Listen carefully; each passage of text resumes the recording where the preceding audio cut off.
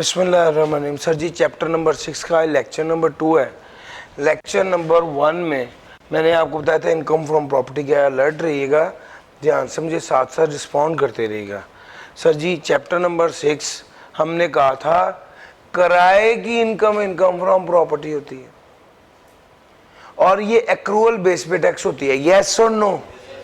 किराया वसूल किया या नहीं किया? अगर जगह किराए पर रही है तो सर उसकी इनकम हम बुक करके उस पर उसको इनकम फ्रॉम प्रॉपर्टी में ले जाएंगे। यही बात हुई थी।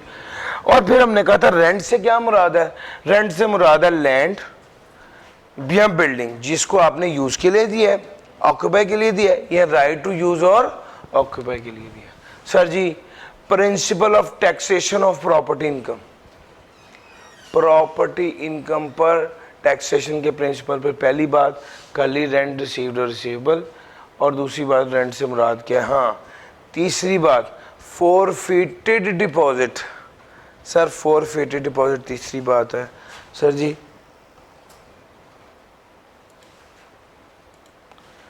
इसको ना फोरफिटेड डिपॉजिट को हाईलाइट कर देते हैं। बिस्मिल्लाह।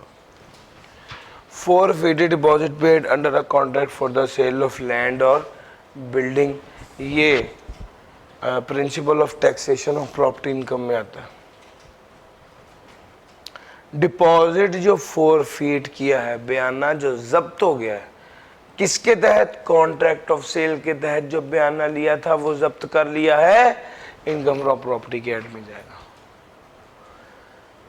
इनकम फ्रॉम प्रॉपर्टी का असूल एक्चुअल और fair market rent whichever is higher. Sir कुछ किराए कुछ इनकम कैसी है जो कि देखने में इनकम फ्रॉम प्रॉपर्टी लगती है लेकिन वो इनकम फ्रॉम प्रॉपर्टी नहीं होती बल्कि इनकम फ्रॉम अदर सोर्स होती है। कौन सी?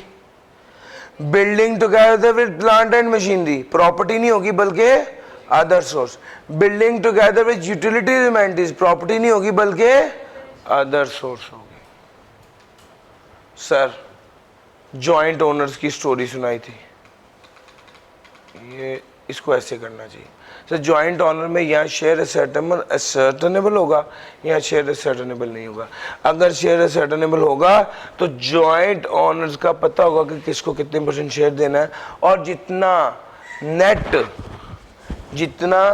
नेट रेंट होगा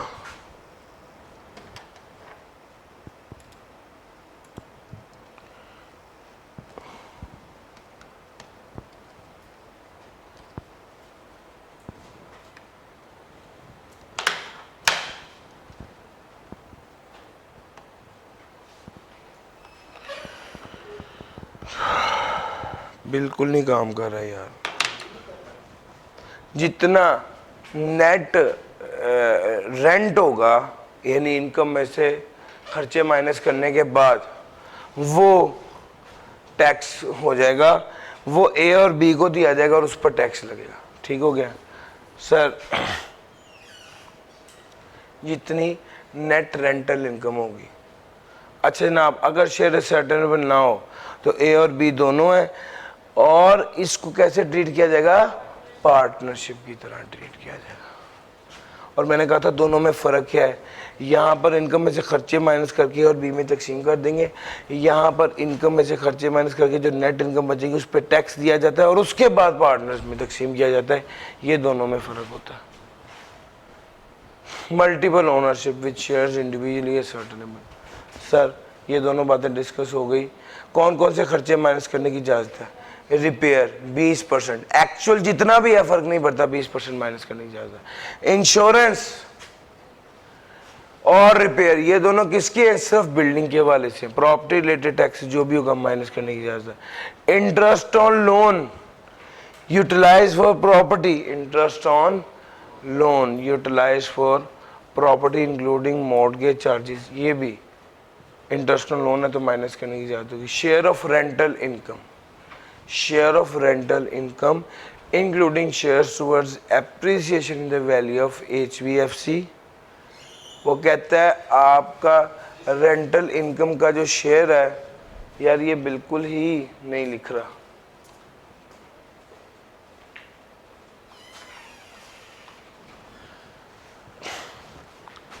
शेयर ऑफ रेंटल इनकम जो है वो भी माइनस करने की इजाज़त होगी। Share of appreciation the value of property, ये भी माइनस करने की इजाज़त होगी। Legal charges to defend title of the property और any suit connected with the property, वो कहता है legal charges to defend title of the property और any suit connected with the property court. Sir आगे आ जाइए। Any other expense related to administration या collection charges.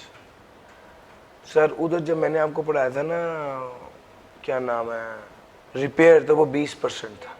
यहाँ पर जब आपको पढ़ाया तो एडमिन और कलेक्शन चार्जेस हैं, और उसने ये नहीं बताया कि कितने, ये कहता है 4% से ज़्यादा नहीं होंगे। सर जी बात समझ में आ रही है? सारी कल वाली बातें अभी तक नई कोई बात नहीं बताई। अगर रेंट इरिकवरेबल हो गया, अगर रेंट इरिकवरेबल हो गया तो इनकम में से माइनस नहीं होगा। सर सॉरी, इनकम में से माइनस हो जाएगा अगर रेंट इरिकवरेबल हो गया, लेकिन ये शराइत पूरी होनी ज़रूरी है। पहली शर्त किराएदारी का मुआहदा नेक नियति पर था। दूसरी शर्त डिफॉल्टिंग टेनेंट ने प्रॉपर्टी को क्या कर दिया है, वेकेट कर दिया है। तीसरी शर्त the defaulting tenant is not in occupation of any other property, defaulting tenant किसी प्रॉपर्टी पर इस वक्त कब्जा नहीं किए हुए, यानी मालिक मकान की किसी और प्रॉपर्टी पर अभी वो किराएदार नहीं है, वो डिफॉल्टिंग टेनेंट, उससे जगह खाली करा ली है, वो नेक नियति पर कॉन्ट्रैक्ट किया गया था, उसके खिलाफ कानूनी कार्रवाई शुरू कर दिया और अनपेड रेंट पिछले पीरियड में इनकम में शामिल था। अगर अनपेड रेंट सब्सिक्वेंटली पे कर दिया गया तो दोबारा टैक्सेबल हो जाएगा। यार ये सारी बातें आपको मैं कल पढ़ा चुका हूँ, यहाँ तक पढ़ाया था कल। सर कोई सवाल पूछने तो पूछिए। अनपेड रेंट था, इनकम में से माइनस कर देंगे, सब्सिक्वेंटली पे हो गया, दोबारा इनकम में शामिल कर देंगे। सर ठीक हो गया? लो सर, अगर ये सारी बातें समझ में आ गई, अब जरा अगली बात है, ये जरा ध्यान से सुनना। ये जितने खर्चे हैं 2018 में खर्चा था, हमने किया अलाउड एज इनकम कर दिया। 2018 में खर्चा किया, अगला टॉपिक बढ़ाने लगा हूँ। 2018 में खर्चा किया, इनकम में से माइनस कर दिया, लेकिन पे नहीं किया। 2019 में पे नहीं किया, 2020 में पे नहीं किया, 2021 में पे नहीं किया, 2022 में इनकम में शामिल हो जाएगा। कैमरे में देखिएगा सर, ये कलर विजिबल है, कैमरे में देखिएगा ये कलर विजिबल है। 2022 में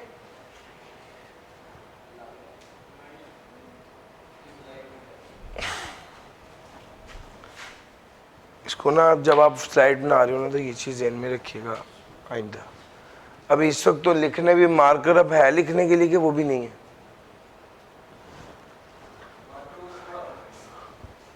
सर वो वाला नहीं, मुझे यही वाला चाहिए, पेन चाहिए जिससे मैं लिख सकूं ना। सर जी 2021 में अनपेड था, 2022 में इनकम में शामिल हो गया। इसका एक मतलब है जिस साल एक्सपेंस किया गया वो साल खत्म होने के 3 साल तक भी अगर उसे पे नहीं किया तो वो 3 साल खत्म होने के बाद उसे इनकम में शामिल कर देंगे। सर अगर ये वाला एक्सपेंस ये रिवर्स हो जाएगा, इनकम में शामिल हो जाएगा। और अगर 2023 में सब्सिक्वेंटली पे कर दिया तो दोबारा 2023 में सब्सिक्वेंटली पे कर दिया तो इनकम में से माइनस हो जाएगा।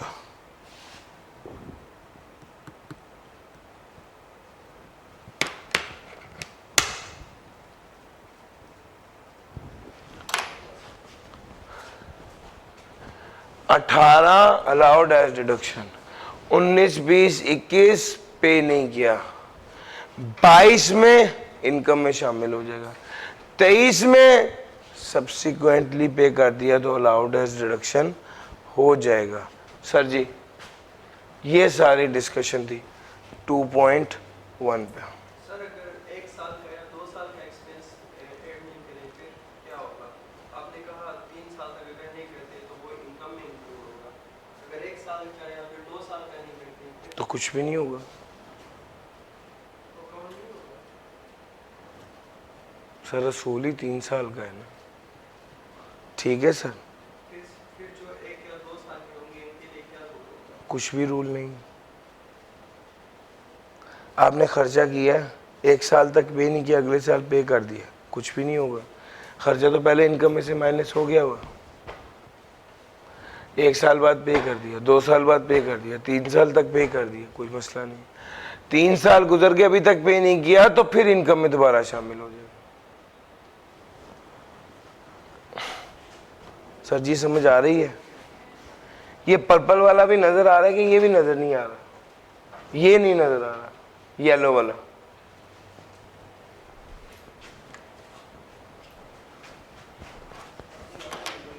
जी भाई,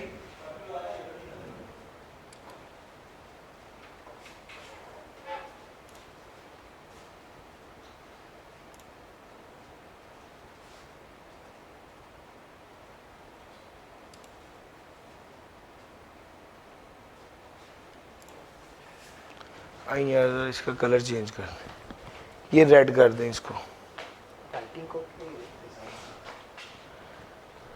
डिजाइन को जो कलर है इसको रेड कर दें। अब देखिएगा, चलो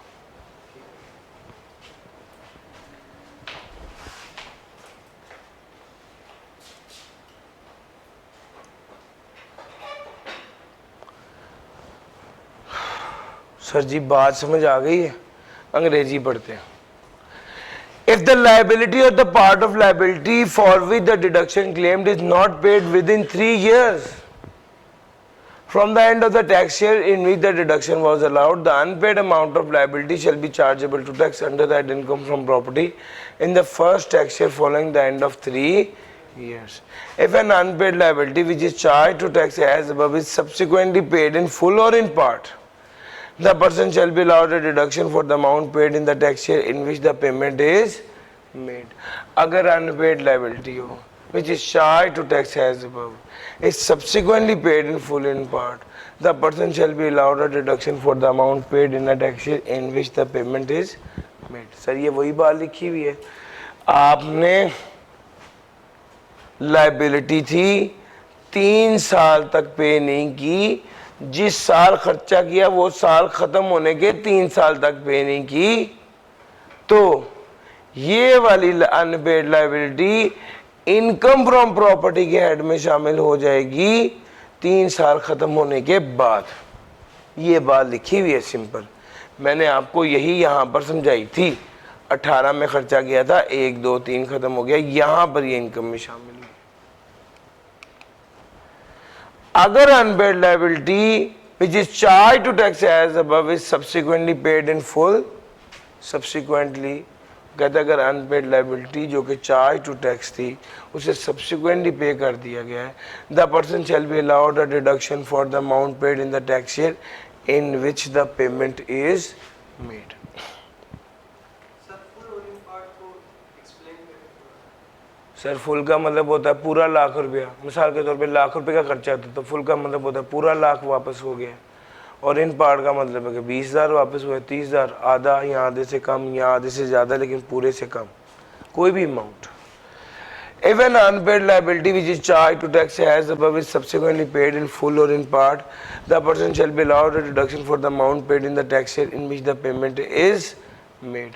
सर एक बात और सुनिए, 2023 में इस बंदे ने कसम खाई कि मैं तुम्हें पैसे अदा कर दूंगा, तो कितनी अमाउंट इनकम में से माइनस होगी? कुछ भी माइनस नहीं होगी, कसम खाने पर माइनस नहीं होनी। कब माइनस होनी है? पेमेंट करने पर।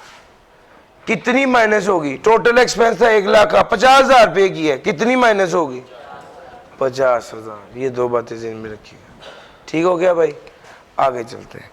An expenditure allowed to person under income from property deduction shall not be, जो खर्चा इनकम फ्रॉम प्रॉपर्टी में से माइनस हो गया है वो किसी और हेड ऑफ इनकम में से माइनस नहीं होगा। जो खर्चा इनकम फ्रॉम प्रॉपर्टी में से माइनस हो गया वो किसी और हेड ऑफ इनकम में से माइनस नहीं होगा। सर ये हमारी डिस्कशन थी एक्सपेंसेस के हवाले से।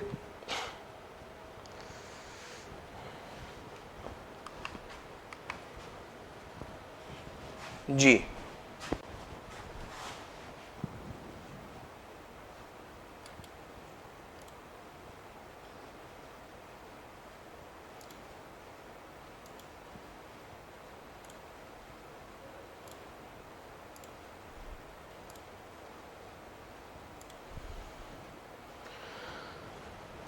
सर जी मैं अगली बात शुरू करने लगा। सर जब हम कोई प्रॉपर्टी किराए, सर आपने मालिक मकान बन के सोचना है, जब हम कोई प्रॉपर्टी किराए पर देते हैं तो एडवांस वसूल करते हैं। ये एडवांस दो तरह का हो सकता है, या एडजस्टेबल अगेंस्ट रेंट या नॉन एडजस्टेबल, या जो एडजस्टेबल अगेंस्ट रेंट नहीं होता। सर जी अगर एडजस्टेबल हो और एडजस्टेबल अगेंस्ट रेंट हो तो कोई भी टैक्स एबिलिटी नहीं होती। सर टैक्स लायबिलिटी की बजाय टैक्सेबिलिटी लिखें तो बेहतर है। सर टैक्स लायबिलिटी की बजाय टैक्सेबिलिटी लिखें तो बेहतर है। सर अगर नॉन एडजस्टेबल होगा तो इसका मतलब होता है, एडजस्टेबल नॉन एडजस्टेबल का क्या मतलब होता है? एडजस्टेबल का मतलब होता है कि किराए के साथ एडजस्ट होगा। नॉन एडजस्टेबल का मतलब होता है जिस वक्त मैं मकान खाली करूंगा तो मुझे मेरा सिक्योरिटी वापस मिल जाएगी। जिस वक्त मेरा किराएदार मकान खाली करेगा तो मैं उसे सिक्योरिटी वापस दे दूंगा। यार मेरी बात समझ आ रही है? Rent return to the tenant after the vacation of property, ये नॉन एडजस्टेबल। सर ये टैक्सेबल होती है। सर कितना टैक्स लगता है? जितनी नॉन एडजस्टेबल सिक्योरिटी होगी उसका 10वां हिस्सा टैक्स लगेगा, टैक्सेबल होगा। कितने अरसे तक? 10 सालों तक। सर अगर 1 लाख रुपए सिक्योरिटी वसूल किए तो उसका 10वां हिस्सा कितना बनेगा? 10,000। वो इनकम में शामिल होगा। इन 1/10 into advance in the year of receipt plus next 9 year, 10 हिस्से बनाकर 10 सालों में तकसीम कर देंगे, एक करंट ईयर और अगले 9 साल। Sir deductions in computing income chargeable under income from property, where the owner of building receives an advance which is not adjustable against rent, the whole advance shall be treated as rent chargeable to tax under the head income from property in the year of receipt। वो कहता है अगर आप कोई advance वसूल करें और वो नॉन एडजस्टेबल हो तो जिस साल में आपने एडवांस वसूल किया उसका 10वां हिस्सा उस साल और अगले 9 सालों में इक्वली इनकम फ्रॉम प्रॉपर्टी में शामिल होकर टैक्स होगा। जल्दी से पढ़ लें सर।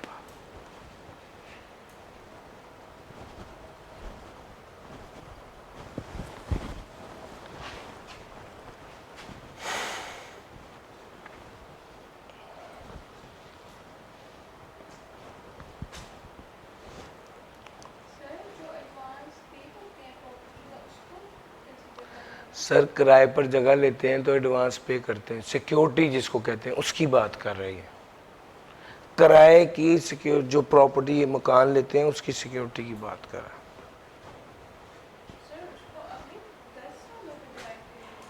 डिवाइड बाय 10 करेंगे 10 सालों पर, अगले 10 साल नहीं, 1 साल और अगले 9 साल। वही एडवांस की वैल्यू को डिवाइड बाय 10 करके 1 लाख रुपए एडवांस था तो डिवाइड बाय 10 करेंगे तो 10,000 पे 10 सालों तक इनकम में शामिल होगा जिस बंदे ने जगह किराए पर दी होगी उसके। सर इनकम तो मालिक मकान कमा रहा है ना, किराएदार तो किराया दे रहा है, जिसकी इनकम है उस हवाले से बात हो रही है। जी सर जी, यार यहाँ तक बात समझ आ गई। लो, where the owner of building receives an advance which is not adjustable against rent, the whole advance shall be treated as rent chargeable to tax under the head income from property। किस साल? In the year of receipt and following 9 tax year in equal proportion, that is 1/10 of such unadjustable advance shall be included in the income of taxpayer under the head income from property in 10 tax year commencing from the tax year in which the advance is received। Sir अगर advance adjustable होगा तो कुछ भी नहीं करेंगे, कोई taxability नहीं होगी। अगर एडवांस नॉन एडजस्टेबल होगा तो उसको डिवाइडेड बाय 10 करके इनकम फ्रॉम प्रॉपर्टी में शामिल करेंगे 10 सालों के लिए, या इस साल और अगले 9 सालों के लिए, बात एक ही है।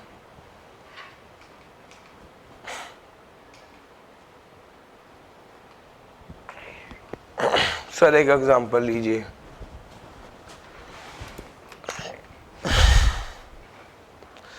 सर जी हेडिंग ऊपर आपकी चलती ही जा रही है, उसकी ज़रूरत ही नहीं है यहाँ पे। यार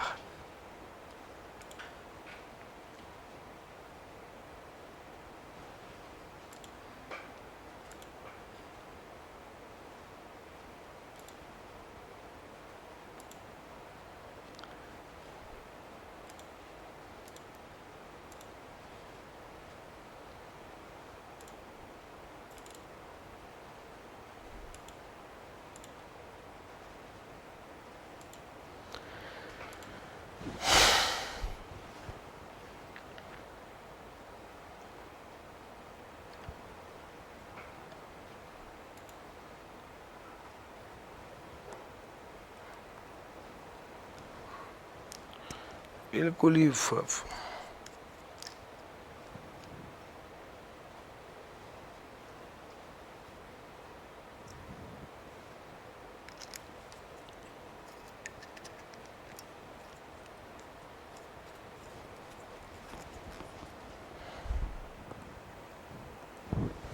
नहीं सर, एक एग्जांपल लेके चलते हैं।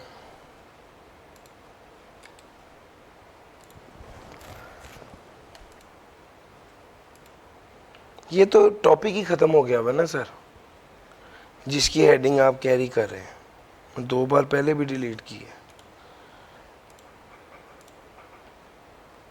नो सर, एक एग्जांपल ये है, टैक्स ईयर 2020। जी सर मैं कर,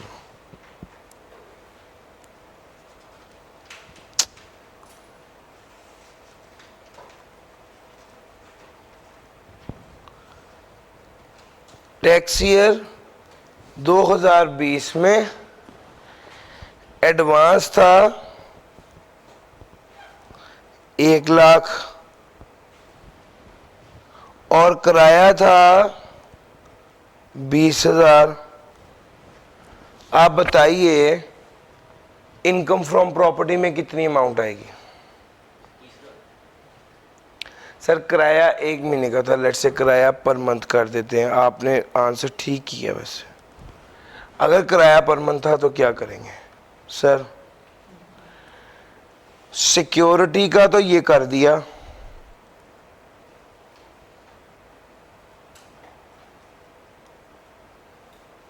सिक्योरिटी की वर्किंग तो ये हो गई, और रेंट की वर्किंग क्या थी? 20,000 मल्टीप्लाई बाय 12, ऐसा ही है ना भाई? तो भैया इनकम फ्रॉम प्रॉपर्टी में टोटल कितना आएगा? 2,50,000। इतना आपको अभी तक सिखाया है कि टैक्स ईयर 2020 में इनकम फ्रॉम प्रॉपर्टी में इतना आएगा। सर अगर 2021 आया तो कितना होगा?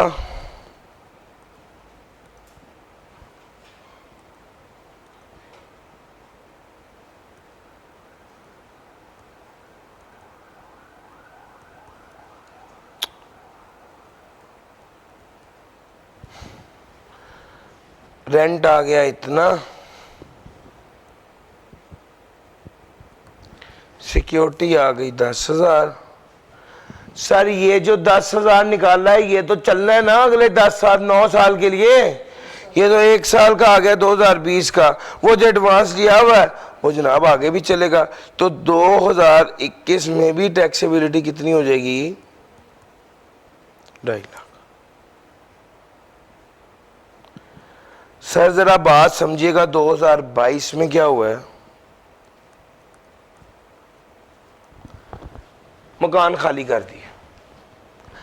अगर 2022 में मकान खाली कर दिया तो क्या होगा? सर लेट से वो कहता है अगर मकान खाली कर दिया है तो आपने रिफंड कर देनी है सिक्योरिटी। अगर सिक्योरिटी रिफंड कर दी तो कुछ भी टैक्सेबल नहीं। यार मेरी बात समझ आ रही? लेट से आपने 6 माह बाद मकान खाली कराया है तो 6 माह का किराया आएगा। सिक्योरिटी कितनी आएगी? कुछ भी नहीं। अगली बात सुन लो। सर जी जिस साल पैसे वसूल किए और अगले 9 साल डिवाइड बाय 10 करके हम सिक्योरिटी इनकम फ्रॉम प्रॉपर्टी में शामिल करते हैं, यस और नो? अगला पॉइंट सुनिए, जिस साल प्रॉपर्टी वेकेट हुई और पैसे वापस किए उस साल इनकम फ्रॉम प्रॉपर्टी में नॉन एडजस्टेबल सिक्योरिटी का कुछ भी नहीं आता। जिस साल पैसे वापस किए उस साल कुछ भी नहीं आना, ज़हन में रखना। ये हमारा अगला पॉइंट है। ये सर मैं आपको बता रहा हूं, जिस साल पैसे वापस किए, जिस साल पैसे वापस किए उस साल कुछ भी टैक्सेबल इनकम में शामिल नहीं होगा।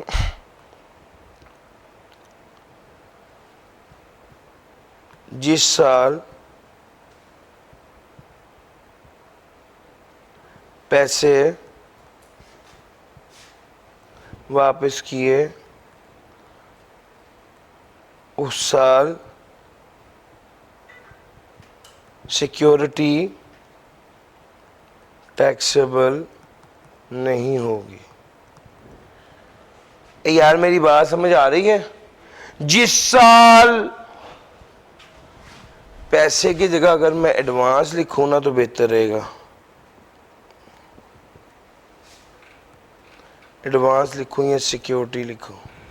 जिस साल पैसे वापस किए, एडवांस वापस किए, उस साल कुछ भी शामिल नहीं होगा, कुछ भी टैक्सेबल नहीं होगा, कुछ भी इनकम में शामिल नहीं होगा। सर 2020 में शामिल था, 2021 में शामिल था, 2022 में 6 माह बाद छोड़ दिया तो 6 माह का किराया तो शामिल होगा लेकिन सिक्योरिटी नहीं शामिल होगी, जो कि जिस साल पैसे वापस किए उस साल सिक्योरिटी इनकम में शामिल। और यार बात पिक कर गए हो?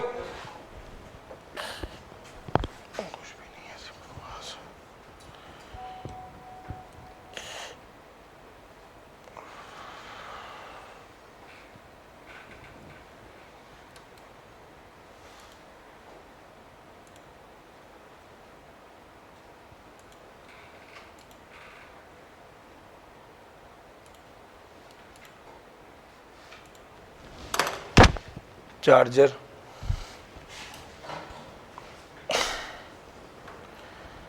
कम सारे कच्चे ही गए ना आज। Sir ji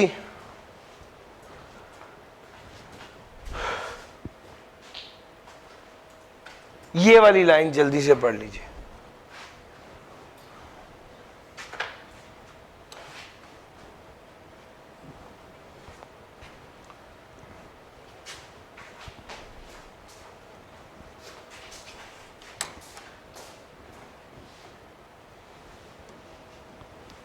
Where the owner of building receives an advance which is not adjustable against rent, the whole advance shall be treated as rent chargeable to tax under the head income from property in the year of receipt and following 9th tax year in equal proportion. That is, 1/10 of such unadjustable advance shall be included in the income of the taxpayer under the head income from property in 10 years commencing from the tax year in which the advance is received. Sir ji क्या ये वही बात नहीं लिखी जो मैं बार बार आपको पढ़ा रहा हूँ और मैंने पहले भी रीड कराया और मैं फिर कह रहा हूँ? ये इसलिए कह रहा था क्योंकि अब मैं अगला पॉइंट आपको चाहता हूँ कि आप पढ़ लें। If advance is refunded in any year before the expiry of 10 years, such advance shall not be included in the income from the tax year in which it is refunded. वो कहता है अगर एडवांस को refund कर दिया गया है 10 साल खत्म होने से पहले पहले, चूंकि अगर एडवांस रिफंड ना किया होता तो 10 साल तक हर साल डिवाइड बाय 10 करके इनकम में शामिल करते, लेकिन अगर एडवांस वापस कर दिया तो जिस साल एडवांस वापस किया है तो उस साल वो वाला एडवांस इनकम फ्रॉम प्रॉपर्टी में शामिल, उस साल एडवांस इनकम फ्रॉम प्रॉपर्टी में शामिल नहीं होगी। अब जरा अगली बात सुनने वाली है।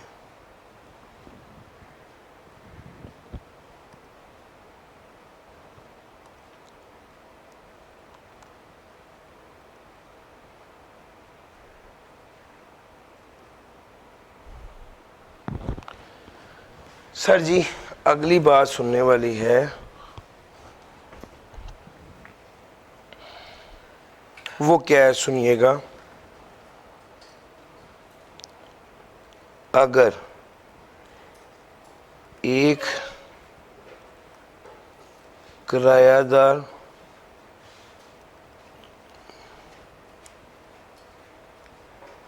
को एडवांस वापस कर दिया और दूसरा किरायादार आ गया। अगर एक किराएदार को एडवांस वापस कर दिया है और दूसरा किराएदार आ गया,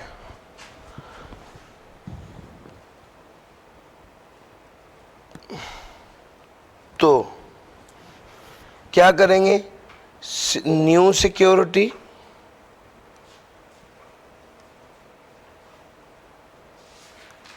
divided by 10 minus new security divided by 10 minus पुरानी सिक्योरिटी का वो हिस्सा जो इनकम में शामिल है। पुरानी सिक्योरिटी का वो हिस्सा जो इनकम में शामिल है। इसको मैं दोबारा लिखता हूं। सर ये सबसे अहम बात है आज के दिन की। मैं इसको यहां से लेस करके मिटा के नीचे लिखता हूं। सर अगर एक किराएदार को एडवांस वापस कर दिए और दूसरा किराएदार आ गया है नए एडवांस के साथ,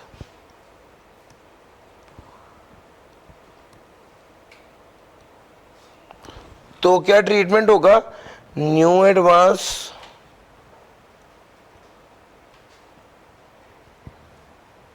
डिवाइडेड बाय 10 माइनस पुरानी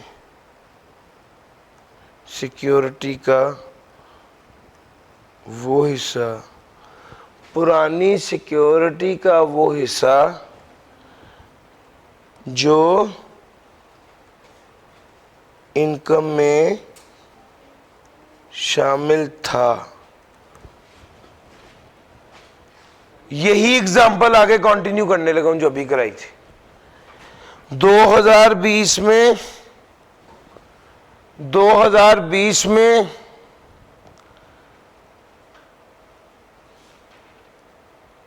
20,000 रुपया किराया था और 1 लाख एडवांस था। यही बात हुई थी ना। 2021 में सेम, 2022 में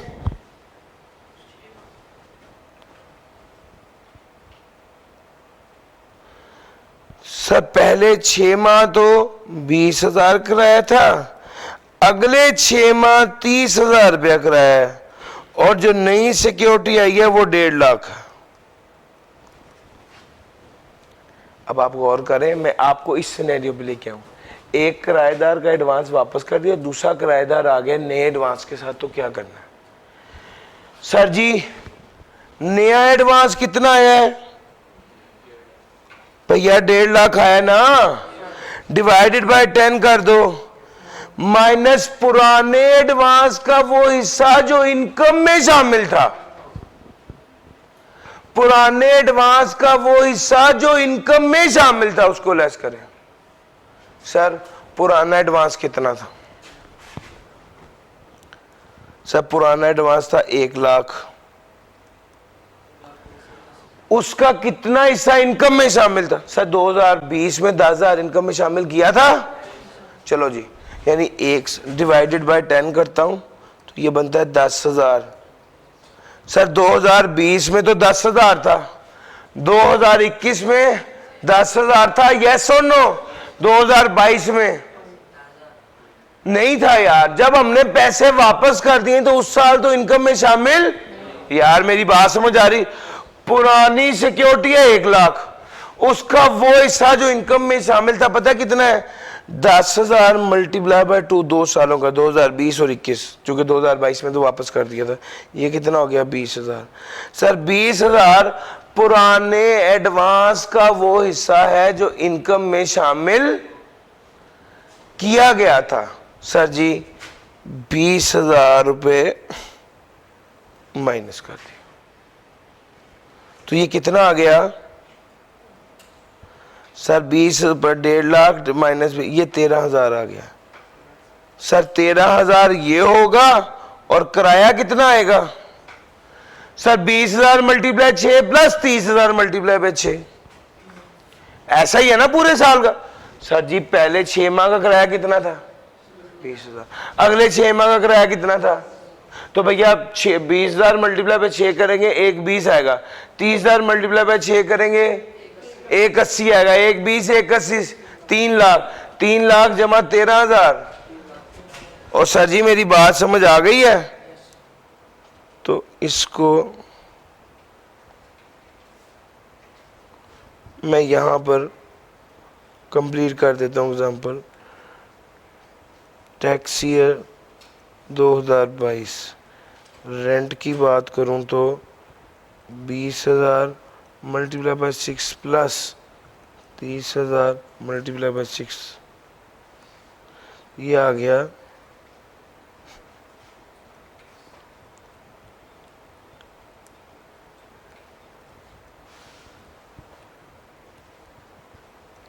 रेंट।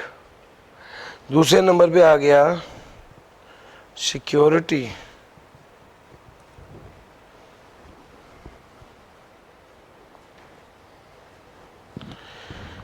हाँ जी, सिक्योरिटी का क्या करना है?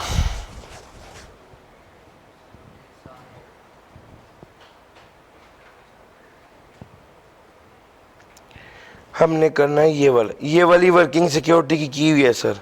1.5 लाख मनफी 20,000 डिवाइड बाय 10 कितनी आ गई सिक्योरिटी? 13,000। तो सर 3,13,000। सर जी बात समझ में आ रही है? ये प्रॉपर वर्किंग थी इसकी, जो मैंने आपको सारी समझा दी। अब जरा आगे चलते हैं। E2, Mr. A had let out the property to Mr. B for a sum of rupees 1.5 lakh per month in July 2020. Mr. B has paid a sum of 5 lakh. Sir मैं E2 आपको करा रहा हूं। A ने प्रॉपर्टी लेट आउट कर दी B को किस कीमत पर? 1.5 लाख पर मंथ पर। कब? जुलाई 2020 में। मिस्टर बी ने पे किया sum of 5 lakh as non adjustable advance. After the expiry of 2 years, after the expiry of 2 years, Mr. B vacated the premises and Mr. A returned the advance to Mr. B. Thereafter, Mr. C acquired the possession on the same rental. Mr. C ने उसी rental पर वो acquire कर लिया। Non adjustable advance कितना हो गया था? 6 लाख।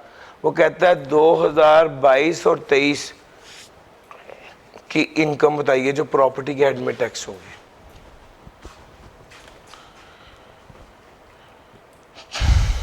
जी भाई पहले 2022 को बताता हूं। अच्छा पहला साल तो 2021 का है। आपने जगह किराए पर दी थी 1 जुलाई 2020 में, यानी टैक्स ईयर 2021 में, उसको छोड़िए। हमारा साल कौन सा है? 2022 का। किराया कितना था? किराया था भैया 1.5 लाख था ना। कीजिए जरा, मल्टीप्लाई बाय 12 करेंगे तो 18 लाख बनेगा। और नॉन एडजस्टेबल एडवांस कितना था? सर 5 लाख था 2022 का। सर जी असल में 2021 में लिया था 5 लाख, तो 5 लाख को डिवाइड बाय 10 करेंगे तो बनेगा 50,000। Sir non adjustable advance 50,000। 2021 में भी 50,000 था, 2022 में भी 50,000 होगा। सर ये कितना आ गया? 18,50,000। Sir ji Mr. B vacated the premises and Mr. A returned the advance to him thereafter. Mr. C acquired the possession of the same rental, however, the amount of non-adjusted advance was increased to 6 lakh. Sir ये 2023 की बात करने लगा हूँ अब मैं।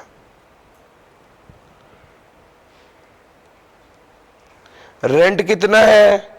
Same है, यानी 18। यार इसमें तो मुश्किल नहीं आ रही। अच्छा जी, अब सिक्योरिटी कितनी है? 6 लाख। सर सिक्योरिटी की वर्किंग देखना, 6 लाख सिक्योरिटी है। सिक्योरिटी डिवाइड बाय 10 करना है माइनस पुरानी सिक्योरिटी का वो हिस्सा जिस पर टैक्स लग चुका है। पुरानी सिक्योरिटी कितनी थी? सर 5 लाख। तो पहले कितना टैक्स लग चुका था? 2022 में 50,000 क्या 2021 में भी लगा था? सर 2021 में भी 50,000, तो टोटल कितना टैक्स लगा था? 1 लाख। सर 1 लाख लेस कर देंगे पुरानी सिक्योरिटी का वो हिस्सा जिस पे टैक्स लग चुका था 1 लाख। 2020 के 6 महीने का भी नहीं काउंट करेंगे? सर जी आपको अल्लाह ताला हिदायत दे। सर आप टैक्स ईयर की बात कर रहे हो, क्या बात कर दी आपने? 2020 की तो तुक्की नहीं बनती। 1 जुलाई से बात शुरू रही है टैक्स ईयर 2021 और 2022 है। सर जी 2021 में 12 माह का वो था, हमने 5 लाख डिवाइड बाय 10 किया तो ये 50,000 आ गया 2021 का, 50,000 आ गया 2022 का। 2 इनकम में शामिल होकर टैक्स हो चुके थे, ये दोनों मैंने लिख दिया। सर जी कितना आ गया?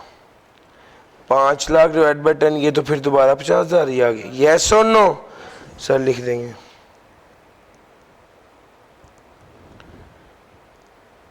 सर जी ये 18,50,000।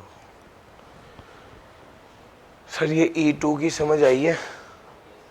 मैं आज आपको क्या बताया? आ जाइए, आज की ताज़ा खबर क्या थी? मैंने आपको आज की ताज़ा बात ये बताई। 18,000 का खर्च 2018 में खर्चा किया है प्रॉपर्टी से रिलेटेड, जो 2019 में भी पे नहीं किया, 20 में भी पे नहीं किया, 21 में भी पे नहीं किया।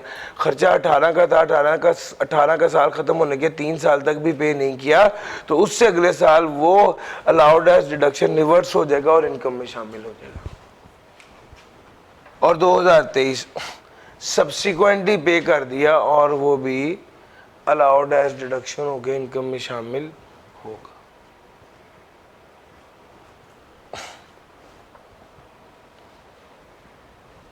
सर जी क्लियर होगी बात? लो सर।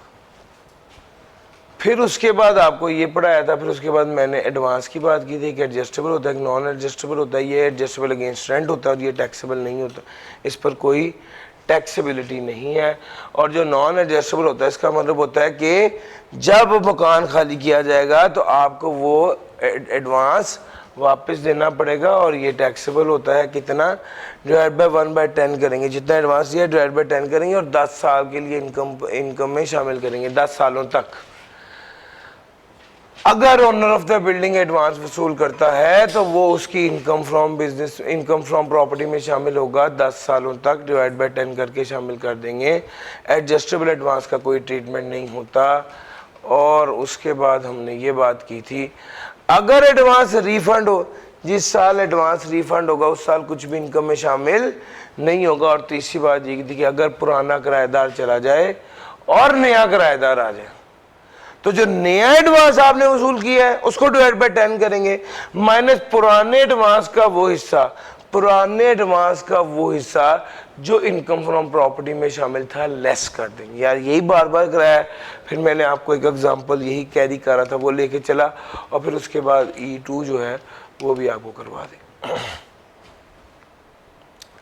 E2 भी आपको करवा दिया। सर इंशाल्लाह कल E3 कराऊंगा, E4 कराऊंगा, मज़ीद सवाल ऐड करूंगा। आज के लिए इतना ही था। Thank you ji.